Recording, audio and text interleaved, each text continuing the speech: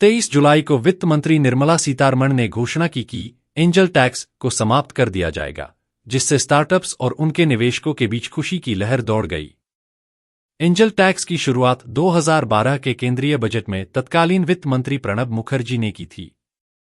इसका मुख्य उद्देश्य स्टार्टअप्स में निवेश के जरिए काले धन को सफेद करने की प्रथाओं पर रोक लगाना और फर्जी कंपनियों को पकड़ना था, क्योंकि ऐसे मामले सामने आए थे।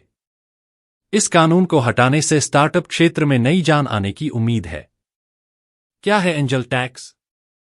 एंजल टैक्स, जिसे आयकर अधिनियम की धारा 56(2)(7)(b) के रूप में जाना जाता है, स्टार्टअप्स द्वारा एंजल निवेशकों से जुटाए गए धन पर लगाया जाने वाला कर है।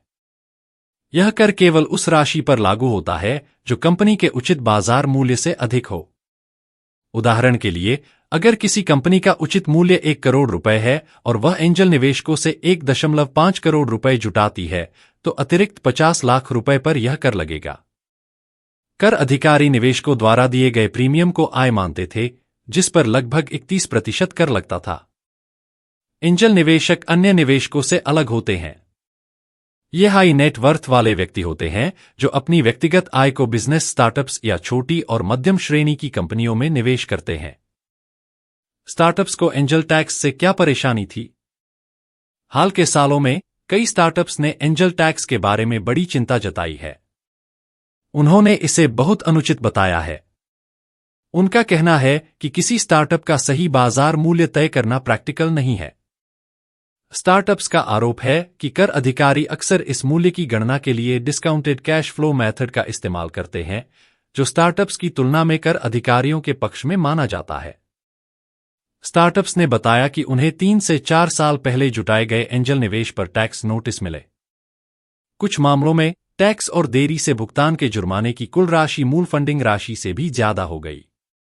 2019 में जब एंजल टैक्स का विवाद चरम पर था, लोकल सर्किल्स के एक सर्वेक्षण में पता चला कि भारत में 50 लाख से 2 करोड़ रुपए के बीच पूंजी जुटाने वाले 73% से अधिक स्टार्टअप्स को आयकर विभाग से एंजल टैक्स नोटिस मिला था। क्या एंजल टैक्स सिर्फ घरेलू निवेशकों के लिए था? नहीं। पिछले साल तक यह कर केवल देशी निवेशकों द्वारा किए गए निवेश पर लगाया जाता था, लेकिन अब इसे विदेशी निवेशकों के साथ होने वाले लेनदेन पर भी लागू कर दिया गया है। 2019 के केंद्रीय बजट में सरकार ने एंजल टैक्स के नियमों को आसान बनाया था।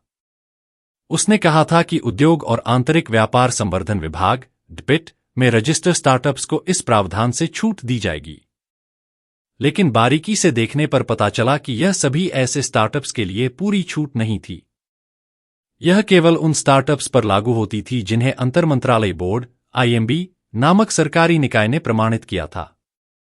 IMB नौकरशाहों का एक समूह है जो यह प्रमाणित करता है कि कोई स्टार्टअप इनोवेटिव है या नहीं और आयकर अधिनियम 1961 के तहत लाभ पाने के योग्य है या नहीं। अभी तक DPIT में रजिस्टर 84,000 स्टार्टअप्स में से 1% से भी कम IMB द्वारा प्रमाणित हैं।